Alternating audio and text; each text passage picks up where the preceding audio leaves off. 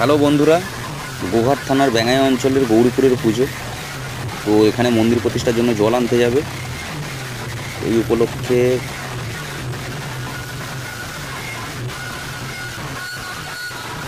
এখানে দুটি mic set ভাড়া হয়েছে।